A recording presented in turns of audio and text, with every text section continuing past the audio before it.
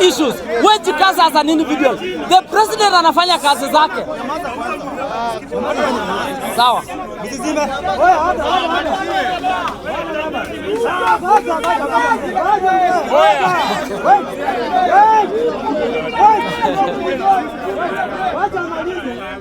Wacha nimalize. That the objectivity of issues is more important than the objectivity of our emotions. There is a syndrome called oppositional defiant syndrome, whereby people are opposing the government and at the same time opposing opposition without having any clear person mwenye yeye anataka kuwa president. You know, now there is something called DABDA. DABDA inakujanga through loss and grief. When you undergo divorce in your family, when you lose your family member, when you lose a job, na sometimes inakuja through system changes. When there is changes in leadership, you undergo loss and grief. Now unapata something, an abbreviation called DABDA. DABDA inaanza na D for denial. That's why you can see some people are still in denial that we have a sitting president. Number two, we have anchor. Say that when you speak about the government, when you speak about the opposition, you become extremely irritable and sad. And you can see. Number three, after A is bargaining, whereby bado unapiga hesabu. Una bargain whether nikubali ama nikatae, huyu mtu ameenda ama ni ache. Last option inakuwa acceptance, whereby you accept we have a new leader and you move on. Na hizi vitu inaitwa DABDA.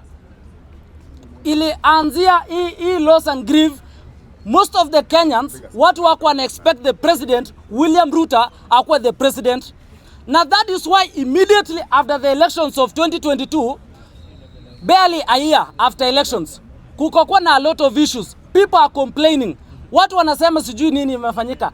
But the issues of the Gen Zs ilikuwa raised na ilikuwa within the 5 principles of our 23rd constitution. Number 1, ilikuwa mambo za inclusivity. It was not about anyone must go. Number 2, ilikuwa mambo za resuscitation of our economy. It's not about anyone must go. Number 3, ilikuwa about support of our devolution, not about anyone to go. Lastly, ilikuwa mambo za bringing the youth to the center of governance of our nation. Hakukuwa na mambo za ati who must go. Hizo vitu hizo zimekuwa hijacked by activists ambao wanataka kutumia the blood of the young people to gain popularity and to get some money from the western forces. Hiyo hatuwezi kubali hiyo. Na after that maandamano ya 525 J25 2024 kumekuwa na a number of protests ambazo zimefanyika, ambazo hazina kichwa, haina miguu na haina mwili, haina mwelekeo yote. Lazima tuambiane ukweli. Whereby mahali tuko sahi, after the only thing ambayo tuligain na mambo za maandamano, we have a positive issue yenye nitasema, na we have a negative issue. Negative issue is that there was loss of life. That's number 1. Number 2, kulikuwa na wanton destruction of properties. Hizo ni vitu ambazo imefanyika. Hizo ni mamwili negative. The only positive thing ambayo maandamano ilitufanyia is that it made the young people ku exert their energies and their thinking consciousness towards the governance of our nation. The young people wamehakikisha kuwa government agencies zinakuwa subjected to public scrutiny. That's why unaona the government what auditors kazi yao ni rahisi sahi, because the young people wanahakikisha government inafanya kazi. Kitu ya mwisho ambayo nini ilifanya, ilihakikisha kuwa the corporate people ambao wamekuwa akilipwa FT amount of money, watu ambao wanafanya kazi kwa serikali, pia wao wana scrutinize the government. Hizo ni vitu mbili ambazo maandamano imesaidia.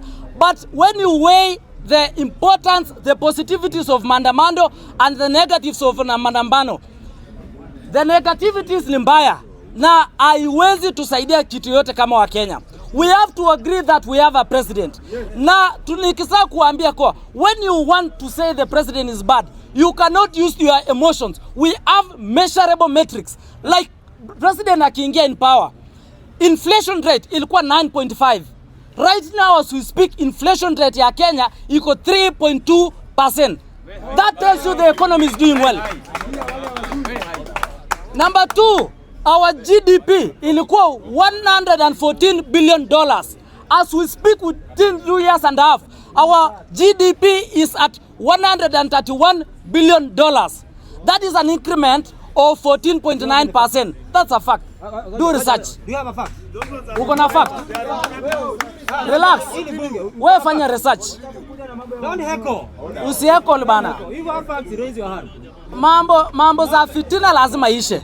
Lazima tuseme. Mr. Speaker, yes. That tells you through that growth of our GDP. Our economy Kenya tulikuwa number 8. Last year, this year January mwezi wa pili, Kenya tuko number 6 in Africa in growth of our economy. That's a fact. That's a fact. That's a fact. Kama nganga kama uko relax. Staki disturbance. Kama utulia, kama unikuelimishe. Tulia.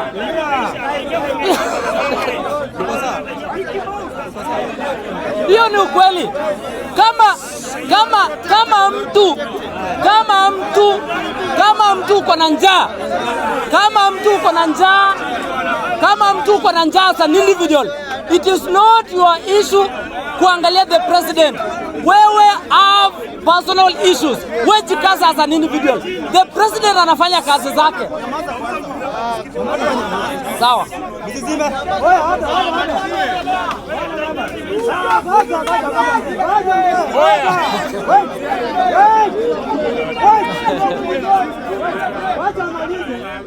Wacha nimalize. Bunge.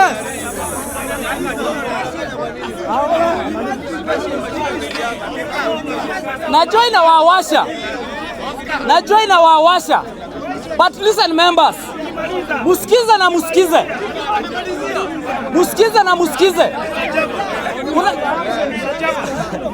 Nasikiza musikize na musikize.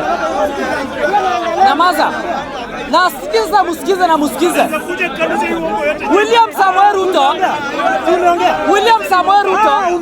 kama uko na njaa as an individual, it is not. Protect me, Mr. Speaker. Protect me. So when I was talking about DABDA, when I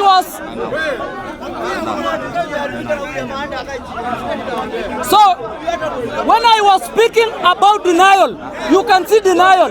When I was speaking about anger, you can see anger. When I was speaking about bargaining, you can see bargaining. But the reality is that mukiangalia kwa Wakenya wengi sahi, people have already accepted. People have already accepted that we have a new president. Na musipende, the president anafanya kazi yake.